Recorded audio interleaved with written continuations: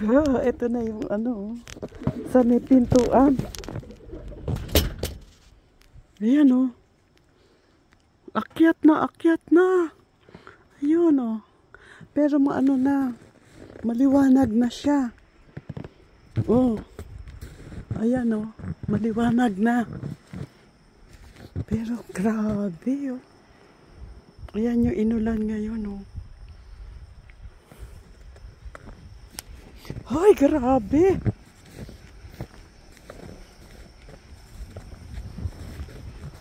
Ayan o. Ah, lamig. Ang ginaw. Ayan, hindi na siya umaagos. Wala na, ano na. Froze na, freeze. Ayan na o. Wala nang tubig. Yellow na. Hanggang doon na o.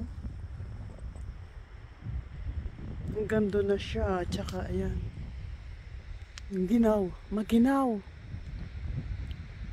Oh, yellow na talagang lahat. Baka dalawang ano na yan ha. Madaling araw. Kanina. Alas 4. Nag-throw na ng ano. Ayan o. Ayan ang delikado o. Yung mga nasa bubong na yan. Kaya ngayon lang ako lumabas. Kasi ayaw ni Otosan gawa nga ng delikado. Sinasabi rin sa ano. Sinasabi rin sa news. Ayan o, tingnan nyo. Ay, hindi na ano, puro yelo na.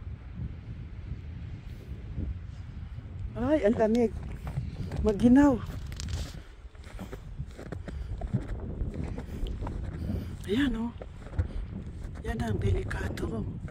Pag natabunan ka niyan, yung mga galing sa bubong na yan. Tingnan mo, hindi ka na makukuha. Ayan na yung taas o. Bubong sa lupa na. Ay, ang aming ano o. Ayun o. Tingnan niyo yung bubong namin o. Biro mo. Kaya pala mahal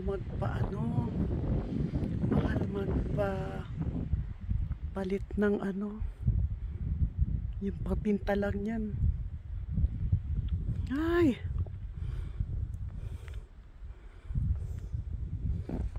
ito ang ano.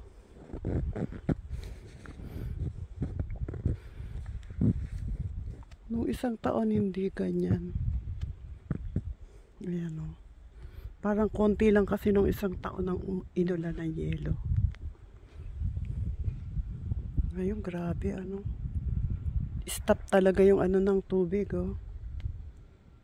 Noon, pagka ano na pupuno yan ng yelo. Maliit pa si Mego nun. Elementary yata. Nagpapadulas kami dyan oh. Yan.